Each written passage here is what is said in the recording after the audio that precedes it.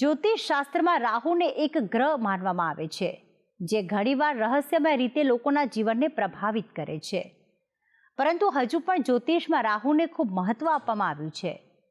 રાહુ હંમેશા વિરુદ્ધ દિશામાં ચાલે છે અને લગભગ 18 મહિના સુધી એક જ રાશિમાં રહે છે. આવતીકાલથી રાહુ કુંભ રાશિમાં ગોચર કરશે, તો તેની અસર મકર, કુંભ અને મીન રાશિ પર કેવી પડશે, લાભ થશે કે નુકસાન, જણાવશે ગુરુજી પ્રફુલભાઈ પંડ્યા. અર્ધકાયમ મહાવીર્યમ ચંદ્રાદિત્ય વિમર્દનમ શ્રીકાગર્ભ સંભૂતમ તમ રાહુમ રણમામ્યહમ. જય ભગવાન મિત્રો, હું છું પ્રફુલભાઈ પંડ્યા. ભક્તિ સંદેશ કાર્યક્રમની અંદર આપનું સ્વાગત છે. દર્શક મિત્રો, આવતીકાલે થાય છે રાહુદેવનું રાશિ પરિવર્તન અને છેલ્લા 4 દિવસથી અમે રાહુદેવનું રાશિ પરિવર્તન થવાથી દરેક રાશિઓને કેવી થશે રાહુ મહારાજની અસર તે વિશેની જાણકારી અમે આપી હતી અને આજે પણ જે બાકીની 3 રાશિ જે છે એની જાણકારી હું તમને આજે આપવાનો છું. પહેલા તો જાણીએ કે રાહુ મહારાજ જેમ 9 ગ્રહો મનુષ્યને અલગ અલગ અસર કરતા હોય છે, પણ સૌથી 3 ગ્રહો વધારે પડતી આ 3 ગ્રહો ઉપર મહત્વ વધારે રહેલું છે, કેમ કે આ 3 ગ્રહો વધારે પડતું તમારી રાશિમાં વધારે સમય રહે એટલે એનાથી આપણે લાભ અથવા નુકસાન આપે છે. જેમાં ગુરુ મહારાજ 13 મહિના, શનિદેવ 2.5 વર્ષ અને રાહુદેવ 1.5 વર્ષ, 18 મહિના. તો આ વખતે 2025ના 5મા મહિનામાં 18મી તારીખે એટલે કે આવતીકાલે રાહુદેવ રાશિ પરિવર્તન કરવાના છે ને જેના કારણથી બધી રાશિઓ ઉપર અલગ અલગ પ્રભાવ થાય છે. જેમ શનિ મહારાજ પણ જે અલગ પ્રભાવ આપે છે તેમ રાહુદેવ પણ આપે છે. સમજો કે કોઈ તમારી સોસાયટીમાં 9 માણસ છે અને 9 માણસમાંથી અમુક માણસો તમારું સારું કરે, અમુક માણસો તમારું ખરાબ કરે અને અમુક ટાઈમે અમુક માણસો સારું કરે પાછા ખરાબ કરે. તે રીતે 9 ગ્રહોની અસર થાય. પણ રાહુ મહારાજ ઉપર વધારે મહત્વ એટલે છે કેમ કે રાહુદેવ વ્યક્તિની દિશાને દશા બગાડી પણ શકે અને સુધારી પણ શકે. તો અહીંયા આજે હું જણાવીશ મકર રાશિ, કુંભ રાશિ અને મીન રાશિમાં રાહુ મહારાજ કેવી કરશે અસર. રાશિ મકર, મકર રાશિની વાત કરીએ. રાશિ મકર, ખાઈ શકર કિસી કે ન લગે ટક્કર, वो है મકર. તો મકર રાશિ વાળા વ્યક્તિઓની વાત કરીએ તો જેના અક્ષર છે ખ અને જ અક્ષર. મકર રાશિ માટે અહીંયા એવું કહેવાય છે કે રાહુ મહારાજ તમને નોકરી વ્યવસાયમાં ઉતાર ચઢાવ તમને જોવા મળશે, પરંતુ તમારે કઈ બાબતનું ધ્યાન રાખવાનું છે? કુટુંબ પીડા, કુટુંબને લઈને ક્યાંક તકલીફો ઊભી થાય. હા, જૂની તકલીફો હોય તો અહીંયા એક તકલીફોનું થોડું સમાધાન થાય, પણ નવી તકલીફો ઊભી ના થાય તેનું ધ્યાન રાખવાનું છે. કુટુંબ પ્રત્યે વાદ વિવાદ, ઝઘડા, જમીન મકાનને લઈને જે કંઈ હોય તો અહીંયા શાંતિથી ભાઈઓ સાથે બેસી, પરિવાર સાથે બેસીને એનું સમાધાન કરજો. કેમ કે રાહુ મહારાજ તમારું ગોચરની અંદર તમારી રાશિથી બીજે છે, બીજે એટલે કુટુંબ સ્થાનમાં. તો કુટુંબમાં જમીનને લઈને કે મકાનને લઈને કોઈ વિવાદ ઊભો ના થાય, પરિવારમાં ક્યાંક મતભેદ ના થાય એનું ધ્યાન રાખવાનું છે. કેમ કે બીજું સ્થાનને અમારી જ્યોતિષ ભાષામાં કહેવાય છે વાણી. તો તમારા બોલેલા શબ્દથી કુટુંબમાં વિવાદ ઊભો ન થઈ જાય. કોઈ એવા તમે બોલવા જાઓ સીધું અને પડે ઊંધું, મતલબ સારું બોલવા જાઓ અને અપશબ્દ મોઢામાંથી નીકળે અને એમાંથી વિવાદ ઊભો થઈ જાય. રાહુદેવ અહીંયા તમારા વાણી ઉપર પણ પ્રહાર કરી શકે છે. તો બોલવામાં થોડું શાંતિ, ધીરજ અને મીઠાશ ભર્યા વાક્યનું રચના કરવાની અને મન થોડું મોટું રાખવાનું. કેમ કે પરિવારની અંદર એવું કહેવાય છે કે મન મોતી અને કાચ એક વખત તૂટ્યા પછી સંધાય નહીં જલ્દી. એટલે જ્યારે રાહુદેવનું રાશિ પરિવર્તન થાય તો હંમેશા હું સલાહ એ જ આપું છું કે બને ત્યાં સુધી પરિવારમાં થોડું મન મોટું રાખવાનું અને શાંતિ અને ધીરજથી કાર્ય કરવું, સરળતાથી થોડુંક લેટ ગો કરવાની ભાવના રાખવી. બીજા નંબરની વસ્તુ એવું કહેવાય છે કે રાહુદેવ પરિવારના વ્યક્તિઓને બીમાર કરે, તમારી દોડધામ વધારે, તમારો ખર્ચો થોડો રોગ પાછળ, બીમારી પાછળ ખર્ચાય. તમારા શરીરમાં કદાચ કોઈ જૂના રોગો હોય તો આ દરમિયાન નવા મતલબ એ જૂના રોગો ફરીથી ના આવે એનું ધ્યાન રાખવાનું છે. શરીરમાં કસરત સવારે તમારે કરવાની છે. ધનનો સંગ્રહ કરવાનો છે. ધન જે છે તમારી પાસે કદાચ ધન આવ્યું હોય તો એ ધનને સાચવી રાખવાનું. ખોટી જગ્યામાં રોકાણ ના થઈ જાય, કોઈ તમને છેતરી ના જાય. મતલબ ધન આપતા પહેલાં કોઈ પણ વસ્તુને શાંતિથી જોવી, મકાન હોય કે ચાહે વાહન હોય કે જમીન હોય, એમાં શાંતિ રાખી પહેલાં એક વખત જોવું, 2-5 માણસોને પૂછવું અને પછી એમાં તમારે આગળ વધવું. નહીં તો તમારું ધન જતા વાર નહીં લાગે. મતલબ પ્રોપર્ટી મળે એને સારું કહેવાય, પણ ખોટા વધારે પૈસા જાય એને ખરાબ કહેવાય.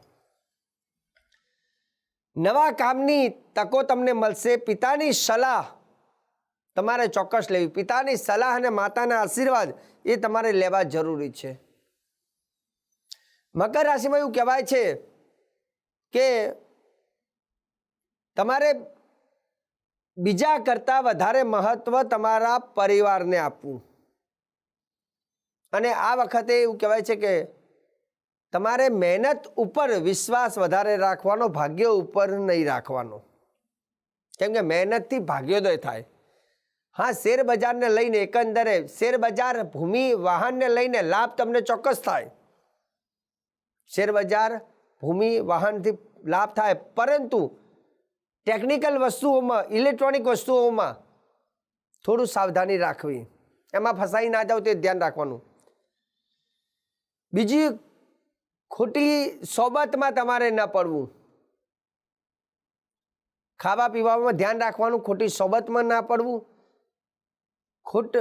એવું કહેવાય છે કે અવૈવાહિક સ્ત્રી અને મદિરા જેવી વસ્તુઓથી દૂર રહેવું. ખરાબ સંગતથી બચવું. તો આ હતો મકર રાશિનું રાશિ ભવિષ્ય. હવે વાત કરીએ કુંભ રાશિ. કુંભ રાશિ રાશિ ચક્રની 11મી રાશિ, ગ શ શ જેના અક્ષર છે. તો કુંભ રાશિના જાતકો એવું કહેવાય છે કે રાહુ મહારાજ ગોચરમાં પહેલે રાહુ આવ્યો છે તમારે, અને પહેલે રાહુ હોવાથી કુંભ રાશિની તાકાતમાં વધારો થાય. કુંભ રાશિવાળા વ્યક્તિઓની વાત કરવાની સ્ટાઇલ આખી અલગ બને. તમારી વાત કરવાની સ્ટાઇલથી લોકો પ્રભાવિત થાય. તમારામાં પ્રભાવ અને તમારું જે ડેરિંગ પાવર છે એમાં સાહસમાં વૃદ્ધિ જોવા મળે. લોકો તમારી વાહવાહ કરે કુંભ રાશિના જાતકો માટે. પણ એ વાહવાહ કરવામાં તમારો અહંકાર પણ વધે, અને અહંકારથી સંબંધ ન બગડે તેનું ધ્યાન રાખવું. મતલબ જ્યારે એક સમય સારો હોય તો અમુક વસ્તુઓ એની જોડે જોડે આવે છે. તો અહંકાર ઓછો કરવો, મતલબ કરવો જ નહીં. અને ગુસ્સો પણ બહુ ના કરવો. લોકો વાહવાહ કરે તો બહુ વધારે પડતું હવામાં ન ઉડવું. સાથે સાથે નોકરી અથવા વ્યવસાયને લઈને ઉત્સાહ તમારો વધશે, એ તમારા માટે સારું છે. પરંતુ હાડકાને લઈને શરીરમાં દુખાવા વધશે, શરીરની પીડાઓ વધશે, દિમાગ બહુ ગરમ થશે, ખોટા પગલાં ભરવાના પણ વિચારો આવશે. પરંતુ તે દરમિયાન પોતાના વ્યવસાયમાં જ તમારા દિમાગનો ઉપયોગ કરવો, પરિવારમાં જ તમારો દિમાગનો ઉપયોગ કરવો. ખોટી લાઈનમાં તમારે ન જવું. કેમ કે સમય ક્યાંક સારો હોય તો ક્યાંક અમુક એના અવગુણો પણ અમુક હોય છે. તો અહીંયા રાહુ મહારાજ તમને તમારી સાહસમાં વધારો કરે છે, તમારી તાકાત વધારે છે, તમારી સ્ટાઇલ વધારે છે, પણ અમુક વસ્તુઓમાં પાછું ધ્યાન રાખવાનું, વ્યસન તમારે ન કરવું. બીજા નંબરની વસ્તુ, જે લોકો કદાચ કોઈ વ્યક્તિ સાથે પ્રેમ હોય અને એ વ્યક્તિ સાથે લગ્ન કરવા માંગતા હોય તો અહીંયા તમારે થોડી શાંતિ રાખવી, બહુ વધારે પડતી ઉતાવળ ન કરવી. કેમ કે તેલ અને તેલની ધાર જોઈને આગળ વધવું. કેમ કે ઘણી વખત આપણને એવું લાગે કે આ વ્યક્તિ આપણા માટે યોગ્ય છે અને પાછળથી મોટી તકલીફો ઊભી થાય. તો તે દરમિયાન અહીંયા રાહુ પહેલે છે, એટલે થોડી શાંતિ રાખવામાં જે કંઈ હશે વાસ્તવિકતા જીવનમાં ખબર પડે. કેમ કે જીવનસાથી બનાવવા માટે એક સુંદર અને શ્રેષ્ઠ અર્ધાંગિની હોવી જરૂરી છે. મતલબ સારી છોકરી હોય તો લાઈફમાં તમારો ભવસાગરનો બંધન જે છે એને પાર કરે છે. તો જીવનસાથીમાં ઉતાવળ વધારે પડતી ન કરવી, પરિવારની મદદ લેવી, પરિવારને પૂછીને સારા લોકોની સલાહ લઈને આગળ વધવું, નહીં તો ક્યાંક ફસાવાનો યોગ બને. કોઈની વાતમાં તમારે ન આવવું. કુંભ રાશિ વાળાને કહી દઉં કે તમારે બને ત્યાં સુધી કોઈ વ્યક્તિ તમારા જીવનમાં તમારા જીવનસાથી સાથે બગાડવા માટેના પ્રયત્ન કરતા હોય તો જીવનસાથી સાથે વાદ વિવાદ ન થાય અને ખોટી શંકા કુશંકા ન થાય એનું ધ્યાન રાખવાનું. બીજા નંબરની વસ્તુ, સસ્તી વસ્તુઓ. તમે ઘણી વસ્તુ ખરીદવા જાઓ અને સસ્તી વસ્તુની જગ્યાએ મોંઘા ભાવમાં તમને કોઈ પકડાઈ ના દે, મતલબ એ ધ્યાન રાખવાનું. ભાગીદારીમાં વ્યવસાય થતો હોય તો ભાગીદારી સાથે થોડુંક મન મોટું રાખીને થોડું ચાલવું, સંબંધો ન બગડે તેનું ધ્યાન રાખવાનું. વ્યવસાયમાં એકંદરે આગળ જતા લાભ પણ જોવા મળે. સરકારી ક્ષેત્રે પણ સારી એવી થોડી તરક્કી જોવા મળે. આવકમાં વધારો થાય. તમારે ધ્યાન રાખવાનું, જાણી જોઈને વગર ફોગટના કોઈ દુશ્મનો ઉભા ના કરવા. બીજા કોઈ વ્યક્તિની વાદ વિવાદ ચાલતો હોય અને એમાં તમારે કૂદકો ન મારવો, નહીં તો બધું તમારા માથા ઉપર આવશે. અને રહી વાત કે જેની સગાઈ થઈ હોય અને લગ્ન થવાની તૈયારી હોય તો અહીંયા એવું કહેવાય છે કે અમુક ગુપ્ત શત્રુઓથી સાવધાન રહેવું. કેમ કે જે લોકો તમારા હિત શત્રુઓ મતલબ તમારા જોડે રહેનારા વ્યક્તિઓ હોય જે તમારું ઉપરથી સારું ઈચ્છતા હોય પણ અંદરથી સારું ન ઈચ્છતા હોય તો એવા વ્યક્તિઓ ઉપર ધ્યાન રાખવું. કેમ કે તમારા જીવનની અંદર જીવનસાથીને પ્રાપ્ત થતાં પહેલાં ક્યાંક કોઈ તકલીફ ન કરાવી દે તો એ ધ્યાન રાખવું. તો આ હતું કુંભ રાશિનું રાશિ ભવિષ્ય. હવે વાત કરીએ મીન રાશિ. મીન રાશિમાં રાહુ મહારાજ કેવી આપશે અસર? તો 12મી રાશિ, રાશિચક્રની 12મી રાશિ મીન, ચોથો 12મી રાશિ માટે મીન રાશિ માટે એવું કહેવાય છે કે અહીંયા ગોચરમાં રાહુદેવ 12મા હાઉસમાં થાય. 12મું હાઉસ એટલે એવું કહેવાય છે કે તમારું કમાયેલી વસ્તુ કોઈ તમને છેતરી ના જાય, તમારા પૈસાને કોઈ લઈ અને પછી ગાયબ ના થઈ જાય. મતલબ તમારે ધ્યાન રાખવાનું છે, તમારું ધનને બચાવવાનો પ્રયત્ન કરવાનો છે. નવું આવશે કે નહીં એ બીજો પ્રશ્ન છે, પણ જે છે એ કોઈ લઈ ના જાય, કોઈ જગ્યાએ ખોટું રોકાણ ના થઈ જાય, તમે છેતરી ના જાઓ એનું ધ્યાન રાખવાનું છે. બીજા નંબરની વસ્તુ, 12મે રાહુ આવે એટલે ખાસ કરીને એક સારી વસ્તુ છે કે તમને બહાર જવાના યોગ થાય, દેશ વિદેશ ફરવાની ઈચ્છાઓ થાય, ફરવાને લઈને યોગ સારા બને. વિદેશ જવાની ઈચ્છા હોય, ઘણા ટાઈમથી કામ રોકાઈ ગયું હોય તો એકંદરે એમાં સફળતા મળે. પરંતુ 12મું સ્થાનને અમારી ભાષામાં કોર્ટ કચેરી પણ કહેવામાં આવે છે. એટલે કોઈ વિવાદોમાં ન પડવું, ઝઘડામાં ન પડવું, કોઈની જોડે મારામારીમાં તમારે ઉતરવું નહીં, પોતાના કામથી જ કામ રાખવું. હા, એકંદરે યાત્રા પ્રવાસ વધે, ધાર્મિક કાર્યો થાય, માંગલિક કાર્યો થઈ શકે અને લગ્ન બાદ પતિ પત્નીમાં ઝઘડો ન થાય બે જણા વચ્ચે. કેમ કે 12મે રાહુ છે ને એ લડાવે બંનેને. તો પતિ પત્ની દ્વાદશ સ્થાન, જન્મકુંડલીનું દ્વાદશ સ્થાન છે, જેને અમારી ભાષામાં 12મું સ્થાનને દ્વાદશ સ્થાન કહેવામાં આવે છે, જે દાંપત્ય જીવનના સુખોને લઈને. તો અહીંયા મીન રાશિના જાતકોને જીવનસાથી સાથે 18 મહિનામાં કોઈ વિવાદ ન થાય તેનું શાંતિ રાખવી. આપણને ખબર છે કે આપણો ગ્રહ બદલાયો છે એટલે પહેલાંથી ખબર હોય, જેમ ગાડી લઈને જતા હોય રસ્તામાં ખાડો છે ખબર છે તો એનો ફાયદો એ છે કે તમે શાંતિથી ચલાવશો, પણ ખબર નથી તો ક્યાંક તકલીફ થાય. એટલે આપણને ખબર હોવી જોઈએ કે રાહુ મહારાજ આપણને શું ફળ આપશે. રાહુ મહારાજ સારું શું કરશે? તમારા હાથથી પૂજા પાઠ, હવન, ધાર્મિક દાન, દયા, દાન ને યજ્ઞ ને આ બધું સારું થશે, પ્રસંગો આવશે, પણ ખોટા ખર્ચોથી તમારે બચવાનું છે. હા, વાહન લઈને ગાડી ચલાવતા હોય તો એ શાંતિ રાખવી, તમારે ખોટા ખર્ચો ન કરવા. જેવી તેવી વસ્તુઓમાં ઘણીવાર એવું બને કે આપણે કોઈ વસ્તુમાં પૈસા રોકી દીધા, વસ્તુ ખરીદી લીધા, પણ વસ્તુનો ઉપયોગ જ ન થયો, તો એવી વસ્તુઓ ન લેવી કે જેનો આપણે ઉપયોગ કરવાનો ન હોય ને ખોટા આપણે એવી વસ્તુમાં ધન તમારું ખર્ચાઈ ના જાય.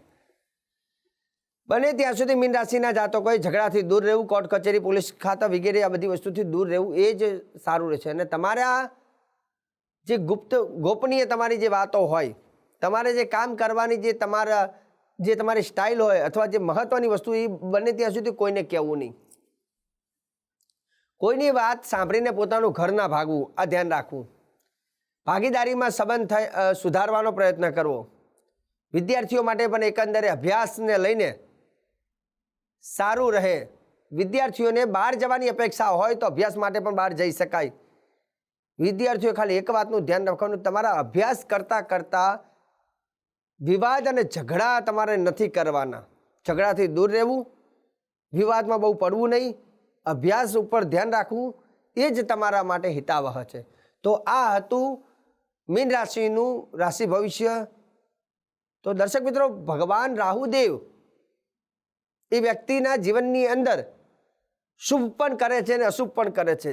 રાહુ એવું કહેવાય છે કે 0 ઉપરથી માણસને ઉપર પણ લઈ જાય છે, એ છે રાહુ મહારાજ. પણ રાહુ મહારાજની જે કૃપા થાય છે, કૃપા ક્યારે થાય કે આપણે કંઈક કરીએ ત્યારે. તો આવતીકાલે હું રાહુ મહારાજના ઉપાયો કહીશ. મેષ રાશિથી માંડી અને મીન રાશિના જાતકોને જેને લાગે કે મારી રાશિમાં રાહુ મહારાજની તકલીફ છે, તો જેમ બીમારી છે તો દવા ખબર હોવી જોઈએ, તેમ તકલીફ છે તો એના ઉપાયો પણ ખબર હોવી જોઈએ. તો આવતીકાલે હું શ્રેષ્ઠ ઉપાયો તમને જણાવવાનો છું. મને આપી દો રજા. જય ભગવાન.